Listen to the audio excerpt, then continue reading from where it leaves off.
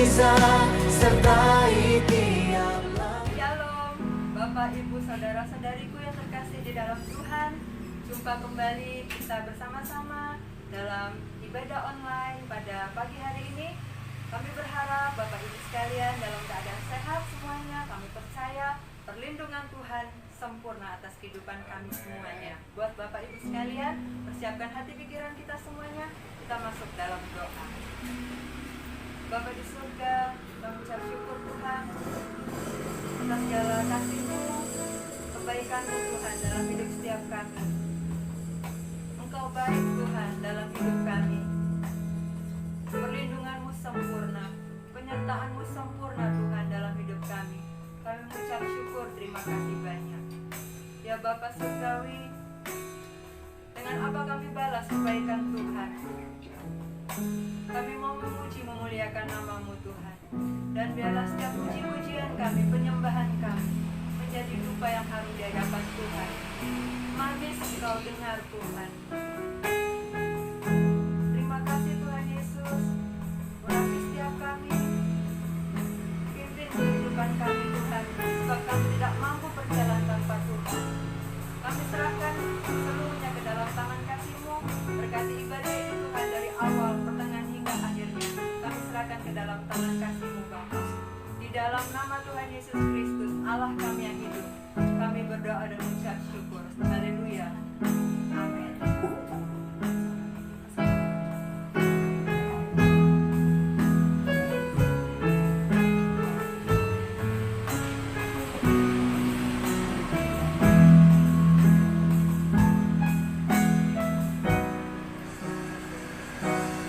Ya Tuhanku,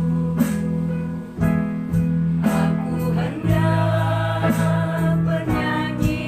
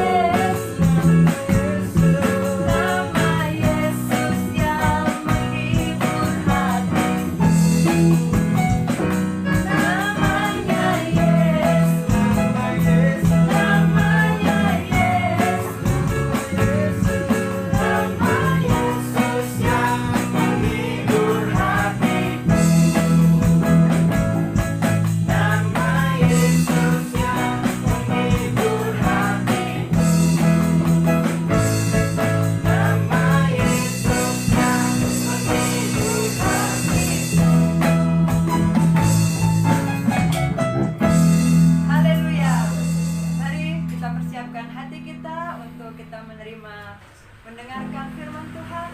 Mari kita siapkan hati kita.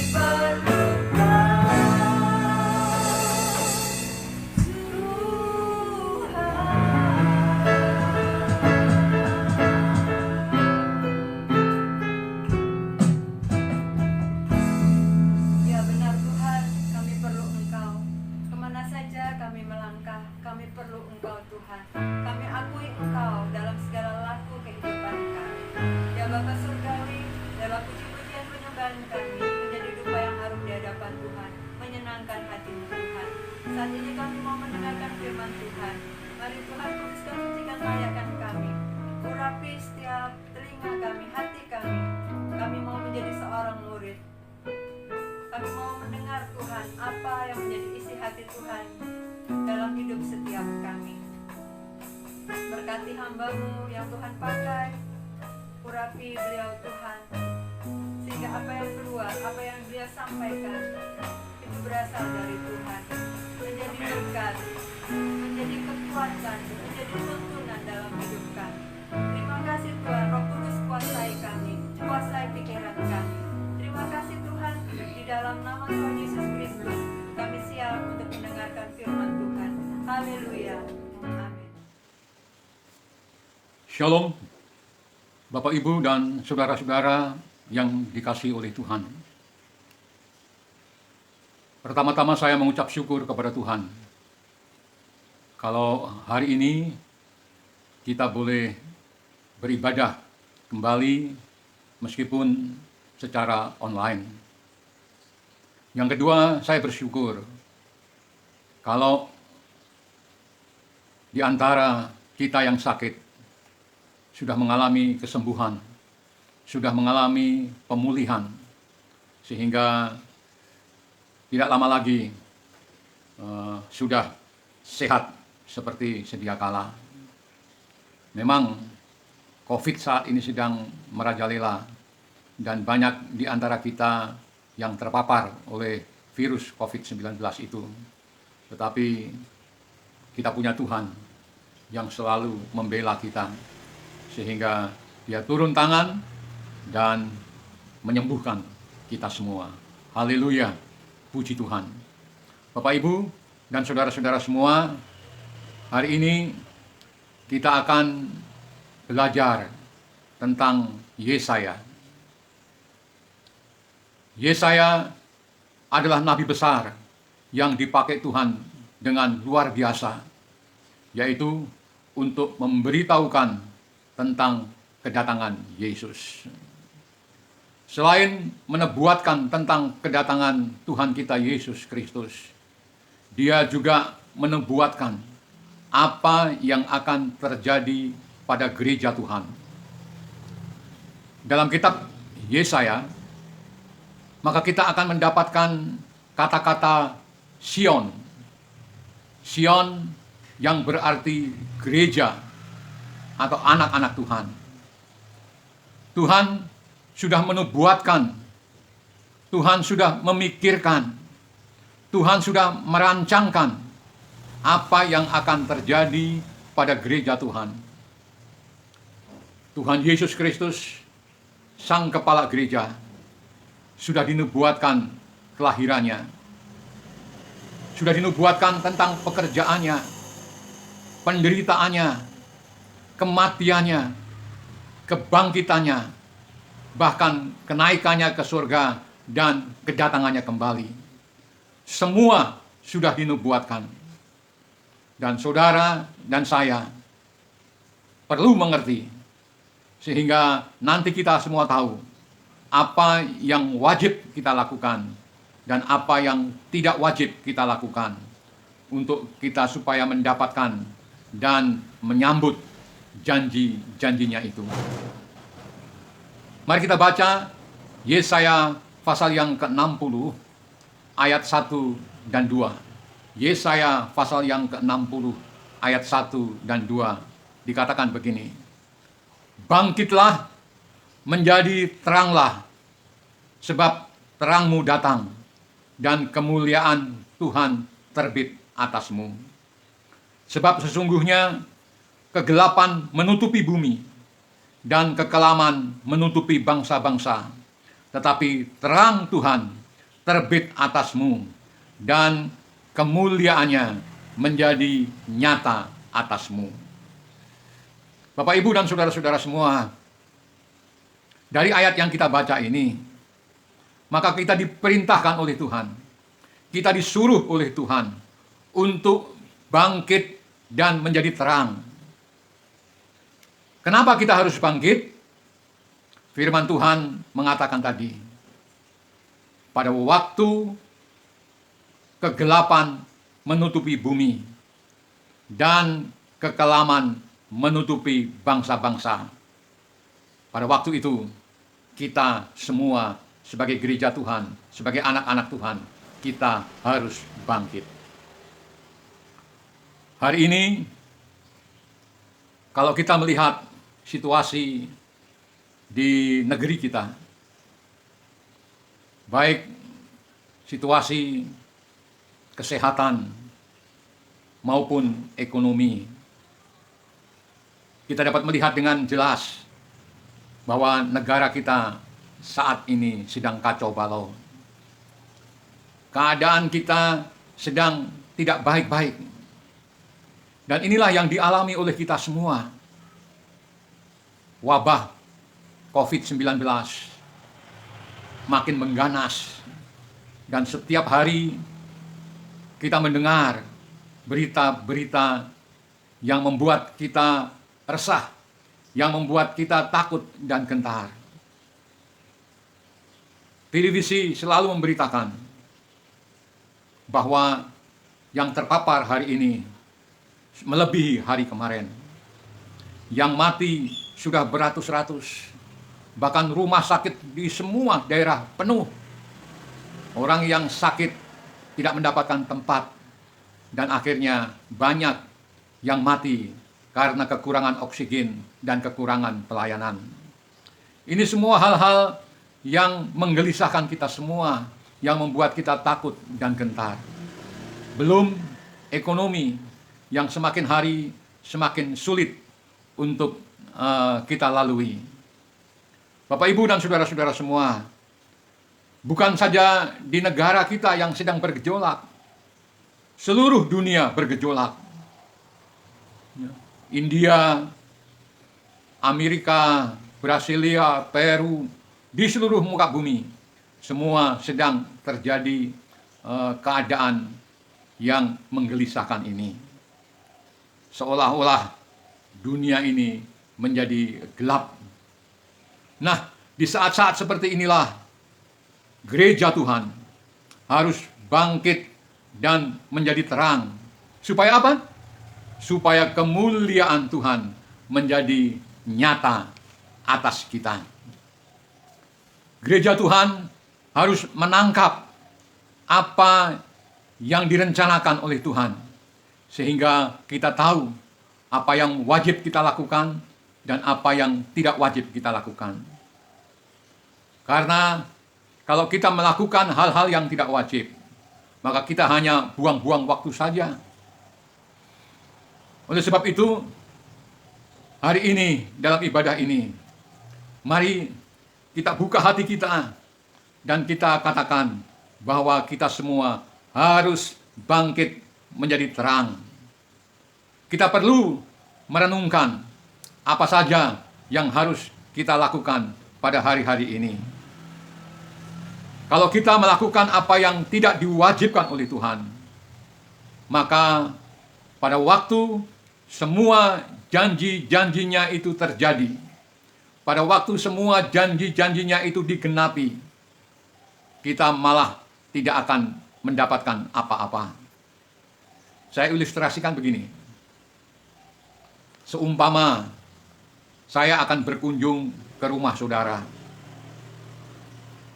Lalu saya katakan saya akan berkunjung, saya sudah rencanakan pada hari ini, jam ini, saya akan berkunjung ke rumah saudara. Dan saya ingin membawa sebingkisan roti sebagai oleh-oleh.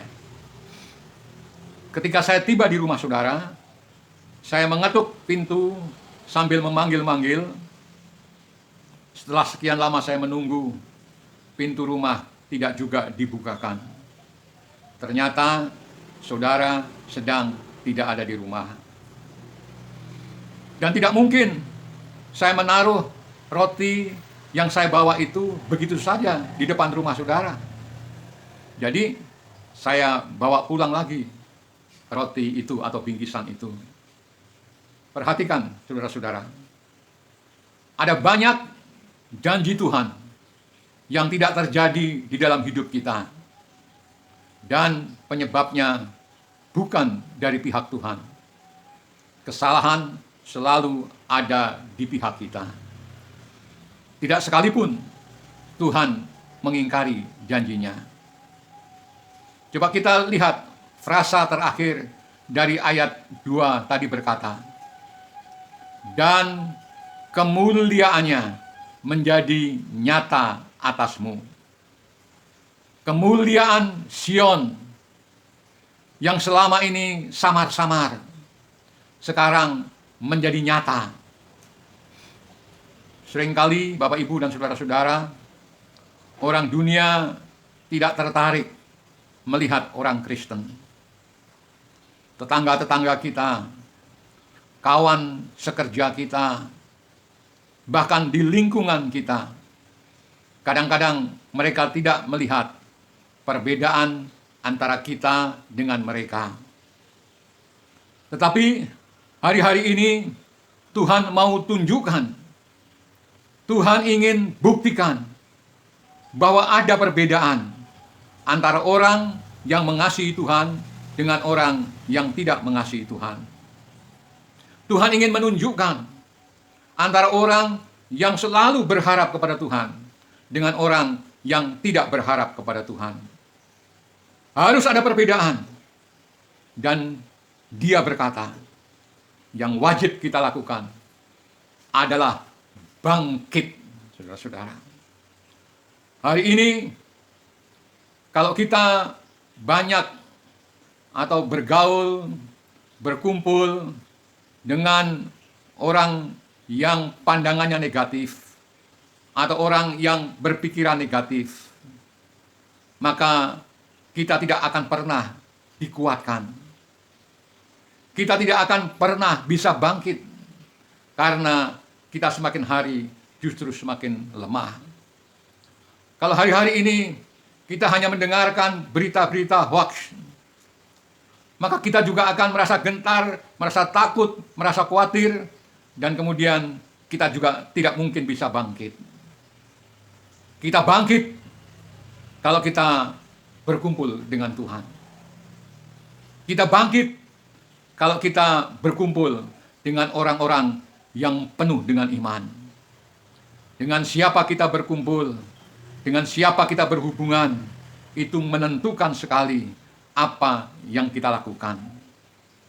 Dan kalau kita berkumpul dengan orang-orang yang perkataannya sia-sia, maka yang akan kita katakan juga adalah perkataan yang sia-sia.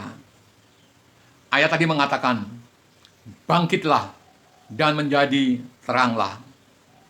Mungkin kita bertanya, Tuhan, bagaimana kita bisa menjadi terang? Siapa orangnya yang bisa menjadi terang? Ya tidak ada. Siapakah terang itu? Siapakah terang itu? Dan terang kita semua siapa? Hanya Yesus yang bisa menjadi terang bagi kita. Dan saat ini Tuhan sedang berkarya melalui Roh-Nya. Dan Dia berjanji untuk menerobos di banyak bidang dalam kehidupan kita. Nah, tugas kita, tugas saudara dan tugas saya adalah memberi gambaran yang sederhana sekali bahwa sebenarnya kita ini tidak mempunyai terang sendiri, tetapi kita ini seperti reflektor. Tahu reflektor? Jadi seberapapun hebatnya aki yang besar, seberapapun hebatnya lampu yang mahal harganya, lampu yang paling terkenal sekalipun, seberapa hebatnya watt yang dipakainya, kalau reflektornya itu jelek atau kotor misalnya, maka barang-barang itu akan menjadi barang yang sia-sia. Demikian juga kita di hadapan Tuhan. Jika kondisi kita seperti reflektor yang kotor itu, yang jelek itu, maka kita tidak bisa memancarkan terang seperti yang Tuhan mau. Apa saja yang Tuhan sudah sediakan bagi kita, kita tidak akan memperolehnya. Jadi, apa yang harus kita lakukan? Apa yang harus wajib kita lakukan? Kita harus membersihkan reflektor kita, supaya pada waktu Tuhan berperkara, pada waktu Tuhan menerobos, kita tinggal menikmati apa yang Tuhan suruh kepada kita. Pada waktu Dia menerobos hal kejiwaan kita, maka kita akan mengalami terobosan itu.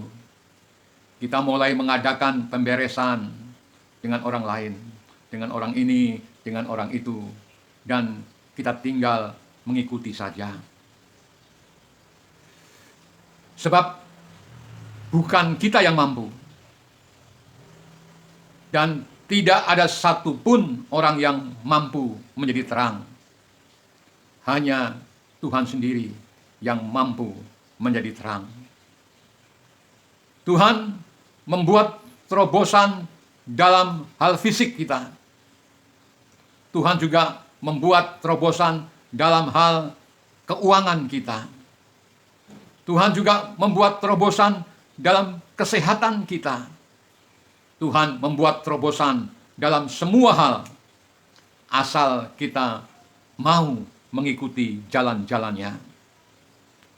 Nah, mengapa kita harus bangkit? Mengapa kita harus membersihkan diri?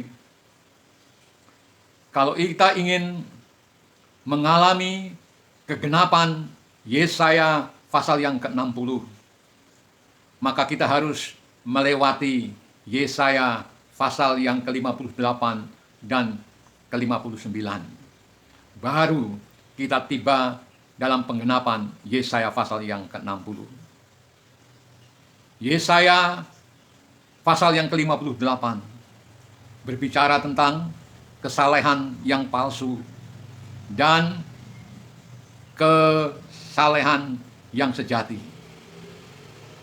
Itu yang dibicarakan dalam kitab Yesaya pasal yang ke-58. Nah, apa maksudnya?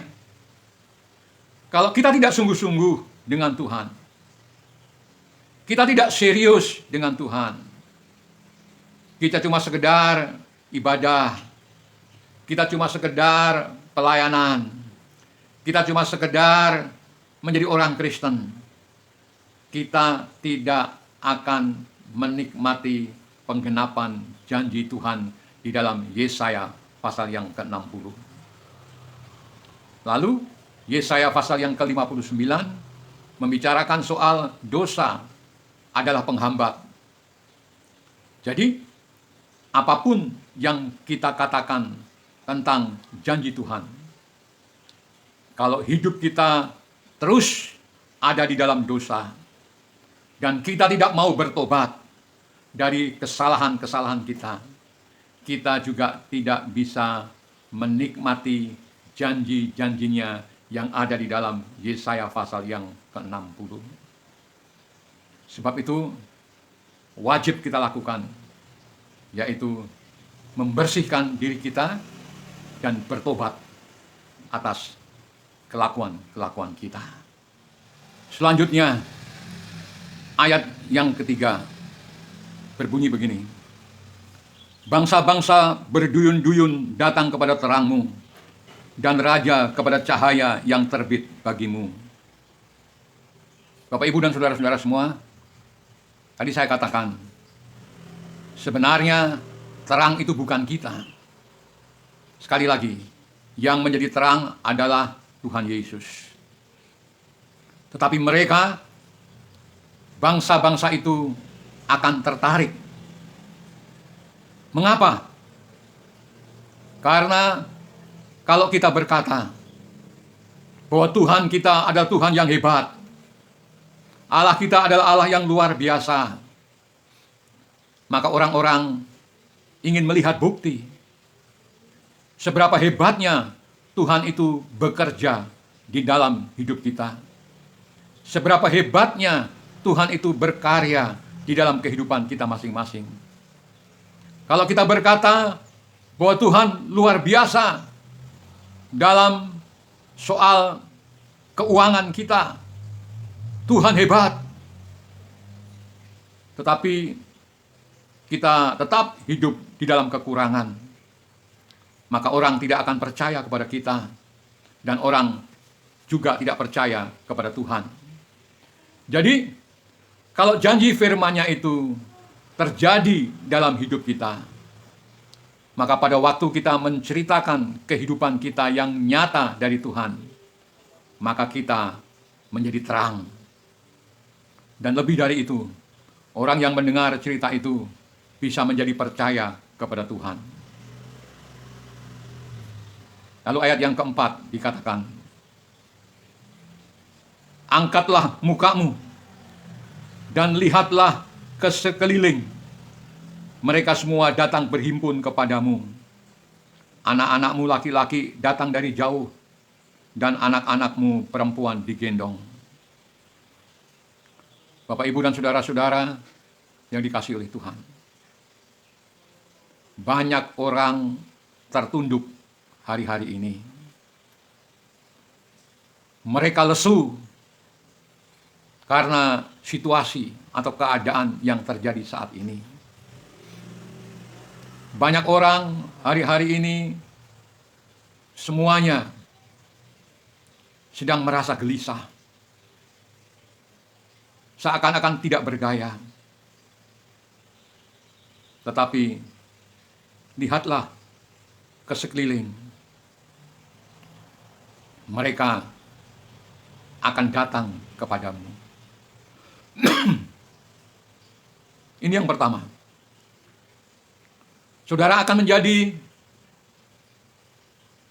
tempat pengaduan bagi mereka-mereka yang saat ini sedang membutuhkan pertolongan. Saudara akan menjadi tempat di mana banyak orang akan mencari jalan keluar, minta nasihat, minta petunjuk apa yang harus dilakukan. Ini yang pertama. Kalau saya boleh bersaksi, saya mengalami hal-hal yang demikian. Ada seorang pemuda dari Bandung. Saya hanya bertemu satu kali beberapa tahun yang telah lalu, pada waktu saya masih sehat. Tetapi sampai sekarang, sampai hari ini, saat ini, pemuda itu selalu menghubungi saya di dalam persoalan-persoalan kehidupannya, baik hubungannya dengan pekerjaannya, baik hubungannya dengan pacarnya. Dia selalu minta jalan keluar kepada saya. Padahal saya hanya bertemu satu kali, tetapi dia selalu mengadu kepada saya, seakan-akan saya ini adalah orang tuanya. Demikian pula dengan seorang ibu di Dili, di Timor Leste. Apapun yang sedang dialami, dia selalu mengadu kepada saya. Bagaimana jalan keluarnya, bagaimana anak-anaknya, pekerjaannya, hubungannya dengan sesamanya. Dia selalu ceritakan kepada saya setiap saat, setiap hari. Dan saya selalu memberikan arahan-arahan yang baik. Sampai-sampai istri saya heran, mereka-mereka itu kenapa datang kepada saya untuk minta nasihat. Hari-hari ini, Bapak, Ibu, dan saudara-saudara semua, banyak orang yang tertekan. Sebab itu, mereka perlu mendengar firman kebenaran yang membangkitkan semangat. Kita harus setia untuk membaca dan mendengarkan firman Tuhan. Firman Tuhan yang membangkitkan, firman Tuhan yang menyadarkan bahwa Allah kita tidak pernah mengingkari janji-janjinya. Dengan demikian, kita akan menjadi kuat dan kita akan tetap teguh untuk menjadi terang. Oleh firman Tuhan dikatakan bahwa mereka semua akan datang berhimpun kepadamu. Anak-anakmu laki-laki datang dari jauh. Dari situ saya mengerti, dari jauh itu bisa berarti dari luar Sidoarjo, dari luar Gereja Permata Hijau. Berarti Tuhan akan kirim orang-orang ke tempat kita untuk mengadu, untuk minta petunjuk dan nasihat.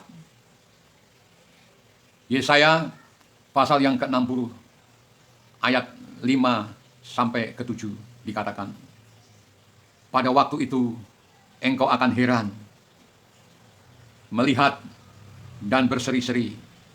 Engkau akan tercengang dan akan berbesar hati, sebab kelimpahan dari seberang laut akan beralih kepadamu.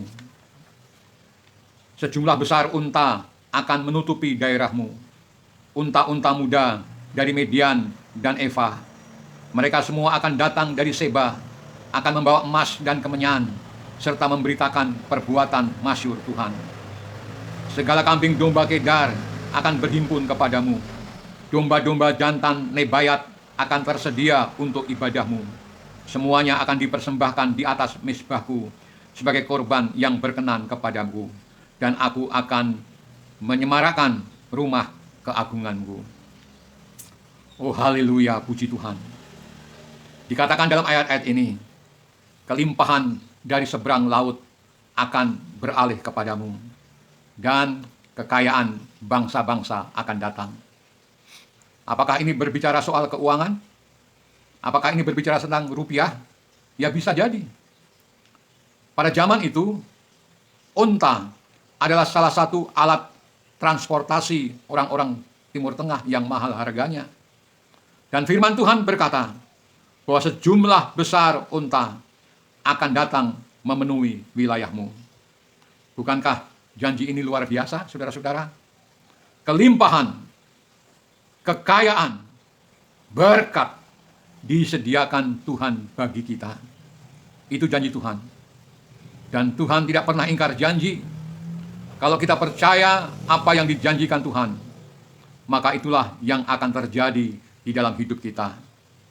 Semua janji Tuhan, semua yang baik tanpa terkecuali akan memenuhi kehidupan kita. Sekarang mari kita lihat siapakah orang-orang yang menikmati janji Tuhan itu. Ayat yang ke-8. Siapakah mereka ini yang melayang seperti awan dan seperti burung merpati ke pintu kandangnya? Kata ayat yang ke-8. Jadi orang yang menikmati janji Tuhan adalah orang yang terbang. Kalau kita terbang, tentu saja kita perlu sayap. Dan sayap yang pertama adalah sayap perlindungan. Saudara bisa baca di dalam Mazmur pasal yang ke-91, membicarakan tentang sayap perlindungan. Dan sayap yang kedua adalah sayap kelimpahan. Yesaya pasal yang ke-60 dengan sangat jelas membicarakan tentang sayap ini, yaitu kekayaan ini. Nah, kedua sayap ini harus sama-sama kuat.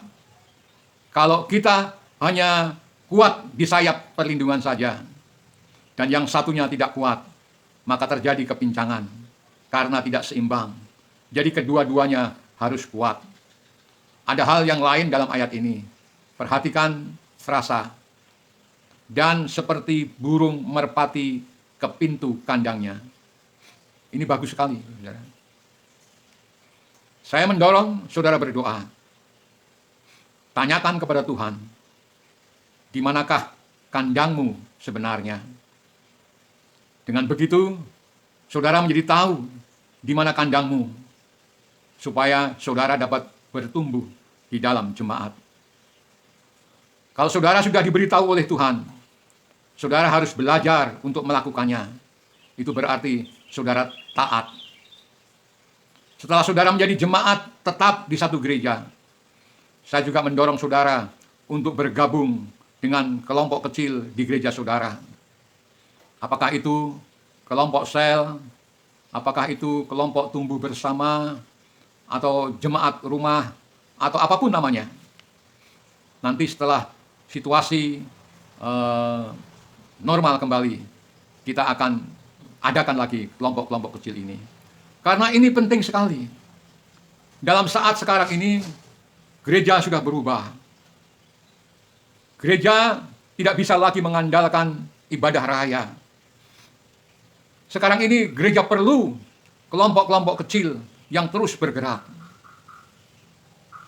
Seorang gembala sidang itu sangat terbatas. untuk bisa memperhatikan setiap jemaatnya dengan baik dan dengan rinci. Apalagi kalau jemaatnya besar, terus bertambah, ada hal-hal yang tidak saya ketahui. Saya ini seorang gembala sidang, bukan seorang nabi. Nabi saja, kalau Tuhan tidak kasih tahu, dia tidak bakalan tahu. Jadi, kami ini sangat terbatas. Sebab kami juga manusia.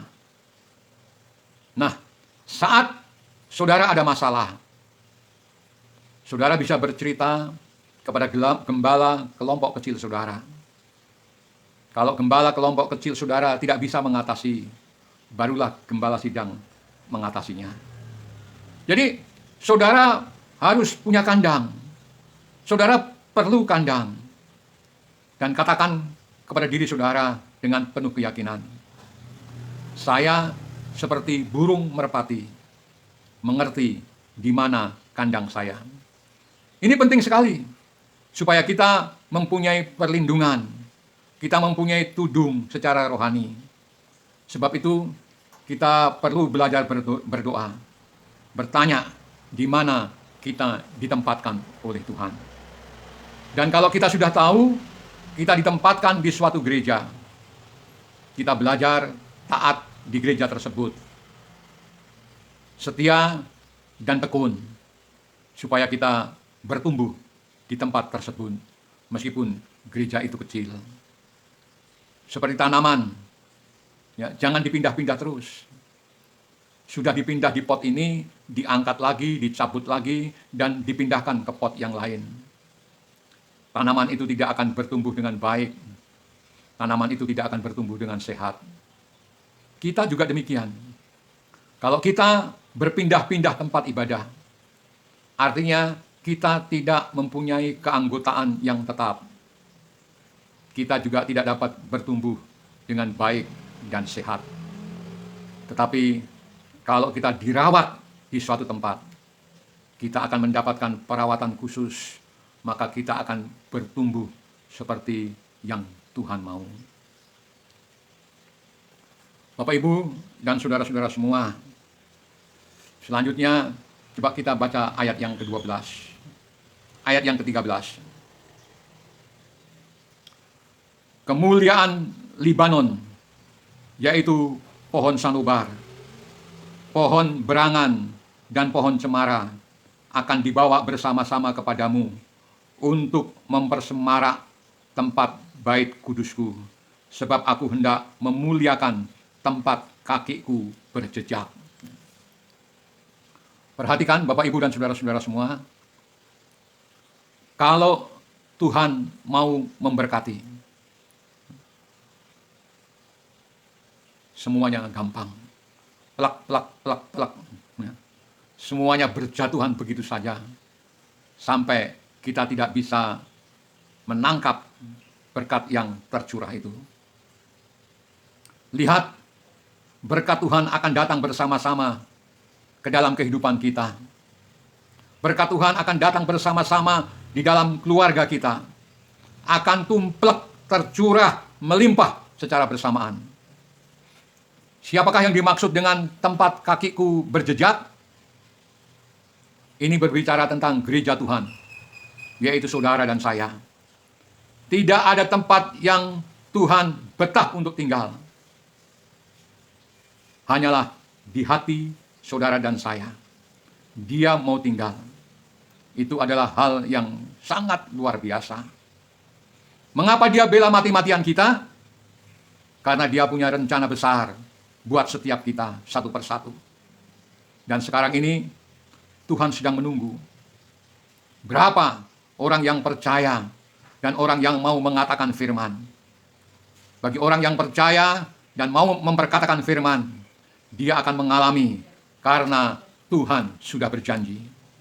Dia ingin tunjukkan kepada dunia bahwa orang yang berharap kepada Tuhan Yesus, orang yang percaya kepada Tuhan Yesus, pasti hidupnya diberkati. Haleluya. Lalu ayat yang ke-14. Anak-anak orang yang menindas engkau akan datang kepadamu dan tunduk. Dan semua orang yang menista engkau akan sujud menyembah telapak kakimu. Mereka akan menyebutkan engkau kota Tuhan, Sion, milik yang Maha Kudus, Allah Israel. Bapak, Ibu, dan saudara-saudara semua, jika kita mengalami janji Tuhan untuk masa-masa kelimpahan, apakah kita dapat ditindas? Bisakah kita punya masalah? Saya katakan bisa. Tetapi kita nggak usah khawatir, karena janji Tuhan di sini terlalu jelas. Anak-anak orang yang menindas akan tunduk, dan yang menista akan sujud menyembah. Luar biasa. Dan yang lebih hebat lagi, mereka menyebutkan engkau kota Tuhan, Sion, milik yang Maha Kudus, Allah Israel. Apa artinya kota Tuhan? Ini berbicara tentang kota yang mengalami transformasi.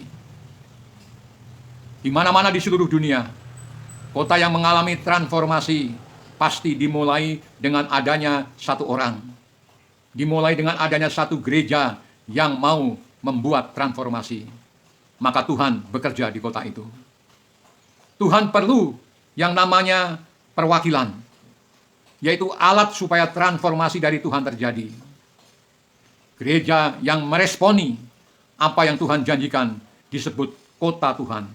Artinya, orang yang ada di dalam gereja yang meresponi janji Tuhan itu adalah orang-orang yang mempengaruhi kota itu dan lingkungannya.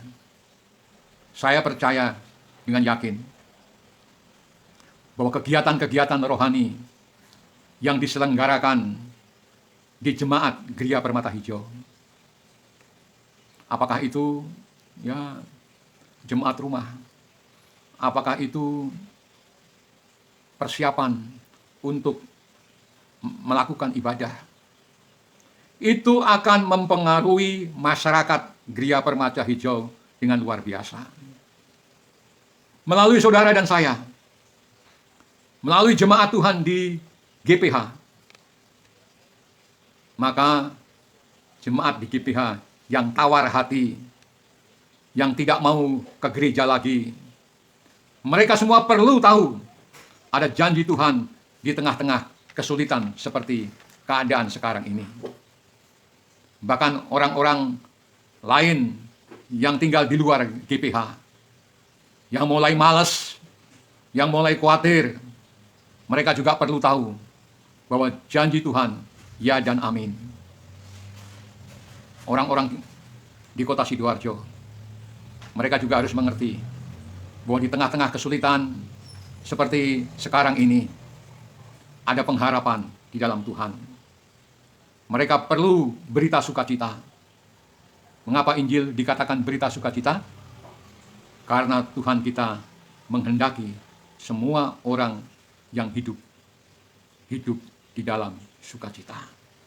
Dan biarlah kita jemaat GSPDI, Gereja Permata Hijau, mau menjadi perwakilan Tuhan untuk memberitakan kabar sukacita ini kepada banyak orang, sehingga melalui jemaat kita yang kecil ini, Allah berkarya dan Allah memberikan solusi jalan keluar bagi keadaan yang saat sekarang ini sedang kita alami. Kita adalah jemaat-jemaat yang diberkati. Seperti janji Tuhan dalam kitab Yesaya pasal yang ke-60. Saudara bisa baca seluruhnya, dan saudara akan mengerti bagaimana Tuhan sudah berjanji kepada kita bahwa kelimpahan berkat-berkatnya itu akan datang memenuhi keluarga kita masing-masing. Haleluya, puji Tuhan. Saudara-saudaraku, kiranya firman Tuhan hari ini memberikan kekuatan dan penghiburan kepada kita semua, bahwa ada janji Tuhan yang luar biasa buat kita yang saat ini sedang mengalami hal-hal yang tidak menyenangkan. Puji Tuhan. Hari ini kita akan masuk di dalam perjamuan kudus. Seperti sering saya katakan, perjamuan kudus adalah pengalaman rohani yang sangat indah, yang tidak dapat dijadikan hanya sekedar tradisi agama, sekedar formalitas rutin dalam ibadah yang setiap bulan kita lakukan. Karena dalam perjamuan kudus adalah kesempatan bagi kita, saudara dan saya, untuk dapat merenungkan kasih dan pengorbanan Tuhan Yesus bagi kita. Dan ikut dalam penderitaan Kristus, sehingga kita pun dapat semakin hidup kudus dan berkenan kepada Tuhan. Jadi dalam perjamuan kudus inilah hubungan yang paling erat antara jemaat dengan Tuhan Yesus Kristus dapat dialami dan dapat dirasakan dalam sakramen perjamuan kudus. Di dalam sakramen ini, hati dan pikiran kita terarah pada pribadi dan karya daripada Tuhan Yesus yang sudah berjanji kepada kita di dalam Yesaya pasal yang ke-60 bahwa Dia akan memberikan berkat yang berkelimpahan pada setiap anak-anak yang mau menurut kehendak-kehendaknya. Puji Tuhan. Sebelum kita masuk perjamuan kudus, mari kita mau datang di dalam doa. Bapa yang ada di dalam surga, kami bersyukur untuk firman-Mu yang telah diberitakan. Sekarang kami mengerti bahwa ada janji yang sangat luar biasa, yaitu berkat kemakmuran bagi setiap anak-anak Tuhan yang mau dan ingin mendapatkan itu, asal kami mau mengikuti jalan-jalan-Mu. Terima kasih Tuhan Yesus untuk berkat firman-Mu pada hari ini. Kiranya Tuhan memberkati kami semua, sehingga kami lebih lagi Tuhan sadar dan setia untuk melayani dan mengiring Tuhan. Tuhan Yesus, sekarang kami mau masuk dalam sakramen perjamuan kudus. Kami diingatkan kembali Tuhan atas kasih Tuhan kepada kami semua. Engkau sudah mati di bukit Golgota di kayu salib untuk menebus dosa dan kesalahan kami, sehingga kami yang seharusnya menerima penghukuman kekal, kami diselamatkan, dan sekarang kami dapat mewarisi hidup kekal untuk selama-lamanya. Terima kasih Tuhan, terima kasih. Kasih-Mu begitu besar. Kami tidak dapat membalasnya Tuhan. Kami hanya ingin selalu mengiring Engkau dengan segala jalan-jalan-Mu, sehingga kami taat dan kami memperoleh semua yang Engkau janjikan kepada kami. Terima kasih Tuhan, terima kasih. Berkati roti dan anggur yang sebentar kami akan minum. Kiranya roti ini menjadi satu dengan tubuh-Mu, dan anggur dalam cawan ini menjadi satu dengan darah-Mu, sehingga kami boleh hidup bersama-sama dengan Engkau. Terima kasih Tuhan, terima kasih. Berkat-Mu turun atas perjamuan ini Tuhan. Puji Tuhan, haleluya. Dalam nama Tuhan Yesus kami mengucap syukur. Haleluya, puji Tuhan. Bapak, Ibu, dan saudara-saudara semua, mari kita ambil roti dan kita pegang di tangan kanan kita, dan kita angkat tinggi-tinggi roti ini. Haleluya, puji Tuhan. Kita bisa merenung sejenak betapa besar kemurahan Tuhan atas hidup kita. Syukur. Terima kasih Tuhan. Katakan, terima kasih Tuhan. Kami mengucap syukur Tuhan. Engkau sudah mengampuni dosa-dosa kami. Engkau sudah menyembuhkan sakit penyakit kami. Terima kasih Tuhan. Terima kasih Tuhan. Terima kasih Tuhan. Sekarang dengar firman Tuhan. Tuhan Yesus pada malam waktu Ia diserahkan mengambil roti, dan sesudah itu Ia memecah-mecahkannya dan berkata, "Inilah tubuhku yang diserahkan bagi kamu. perbuatlah ini menjadi peringatan akan aku. Bapak, Ibu, dan saudara-saudara semua, bukankah roti yang dipecah-pecahkan itu adalah persekutuan di dalam tubuh Kristus? Haleluya, puji Tuhan. Mari kita makan bersama-sama.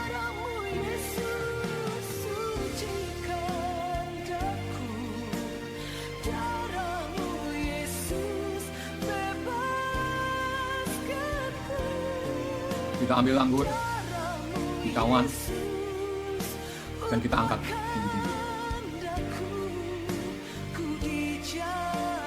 Demikian juga ia mengambil cawan sesudah makan lalu berkata, cawan ini adalah perjanjian baru yang dimeteraikan oleh darahku.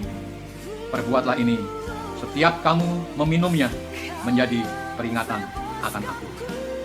Bapak, Ibu, dan saudara-saudara semua, bukankah anggur dalam cawan ini satu dengan tubuh, dengan darah Yesus Kristus? Haleluya, puji Tuhan. Mari kita minum bersama-sama. Haleluya, puji Tuhan. Haleluya, puji Tuhan. Terima kasih Tuhan. Terima kasih Tuhan Yesus. Terima kasih Tuhan Yesus. Haleluya, kami boleh menikmati perjamuan-Mu Tuhan. Syukur, terima kasih Tuhan. Terima kasih Tuhan. Terima kasih. Melalui perjamuan-Mu ini Tuhan, kami percaya Tuhan, tubuh kami yang masih lemah Tuhan kuatkan Tuhan, sehingga kami dipulihkan kembali dari sakit penyakit kami, dari serangan virus COVID-19 yang mengganas ini Tuhan. Kami dikuatkan, kami dipulihkan. Virus COVID-19 pergi, keluar dari tubuh kami masing-masing. Haleluya, puji Tuhan. Terima kasih Tuhan, terima kasih Tuhan, terima kasih. Darah-Mu memberikan kekuatan kepada kami. Tubuh-Mu Tuhan memberikan kekuatan, memberikan imun yang tinggi di dalam tubuh kami Tuhan. Terima kasih Tuhan, terima kasih. Terpujilah nama-Mu, haleluya, puji Tuhan. Biarlah kami boleh sehat senantiasa, dan kami boleh berkarya, bekerja seperti sehari-hari kami Tuhan. Sehingga kami percaya Tuhan, melalui karya-karya kami, melalui aktivitas-aktivitas kami Tuhan, berkat-Mu turun atas kami, seperti yang sudah Engkau janjikan kepada kami. Puji Tuhan, haleluya. Terima kasih Tuhan, terima kasih Tuhan, terima kasih. Bapak, Ibu, dan saudara-saudara semua, sekarang mari kita angkat tangan tinggi-tinggi, dan kita akan menerima berkat dari Tuhan. Puji Tuhan. Saudara-saudaraku yang dikasih oleh Tuhan, kita akan berpisah. Sebelum kita berpisah, kita akan terima berkat daripada Allah Bapa, kasih dan cintanya Tuhan Yesus Kristus, serta persekutuan dengan Roh-Nya yang kudus, menyertai kita semua, mulai dari saat sekarang ini, sampai Maranatha, Tuhan datang kembali untuk yang kedua kalinya. Kita berpisah dalam berkat-Nya Tuhan Yesus Kristus. Puji Tuhan. Mari yang percaya dan sudah menerima berkat, kita katakan dengan iman. Amin. Puji Tuhan. Selamat berpisah. Kita bertemu kembali dalam ibadah kita minggu yang akan datang. Tetap sehat, tetap kuat, jaga kesehatan kita masing-masing. Tetap jalani protokol kesehatan dengan taat dan disiplin. Puji Tuhan. Sampai berjumpa kembali. Tuhan memberkati kita semua. Kami memuji-Mu Tuhan dengan sukacita. Yang mau bersukacita katakan wuuu. Haleluya. Come on.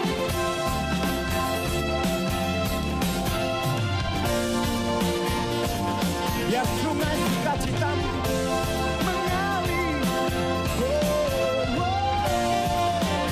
Sama-sama nyanyikan lagu ini. Katakan sungai sukacitamu mengalir dalamku. Oh yes. Sukacitamu melimpah dalamku. Ayo coba. Ku menari dan bersuka, puji-Mu di setiap waktu.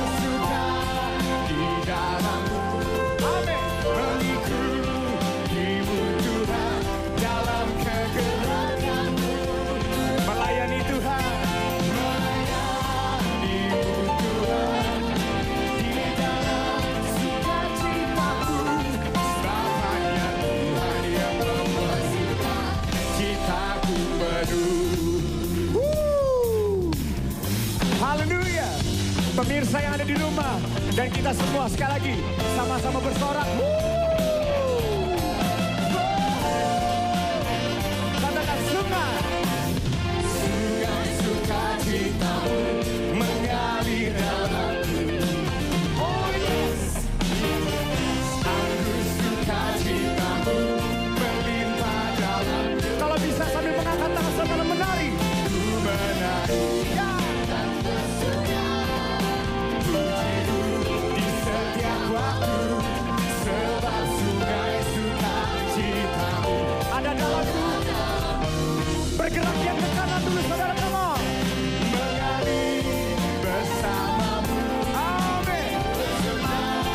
Di dalammu mengikutimu Tuhan dalam kegerakanmu. Melayanimu Tuhan di dalam sukacitamu. Bapaknya Tuhan yang membuat suka. Seberapa banyak di tempat ini yang mau menari buat Tuhan? Lambaikan tangan saudara. Kita akan menari bersama-sama. Yang mau katakan wuhu. Ayo kita akan menari saudara. Dua ke kiri, dua ke kanan. Kita mulai dengan ke kanan. Yang mau katakan amin. Here we go.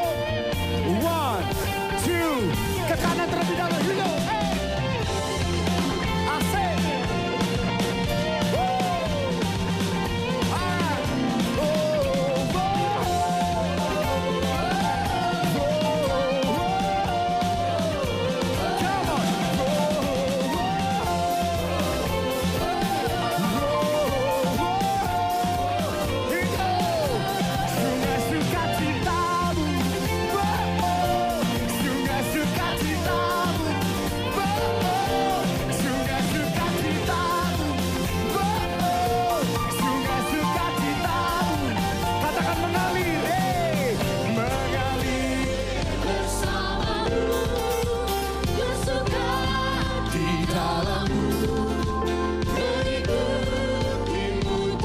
Kegerakanmu Tuhan.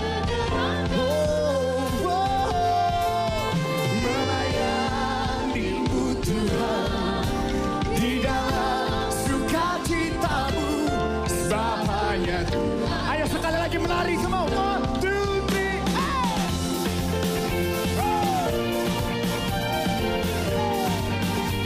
Come on. Sungai sukacitamu. Sungai sukacitamu. Sungai sukacitamu. Sungai sukacitamu. Come on, hey, sungai sukacitamu. Sukacitamu. Sungai sukacitamu. Sungai sukacitamu. Mengalir bersamamu, hey, mengalir bersamamu. Bersuka, bersuka di dalammu.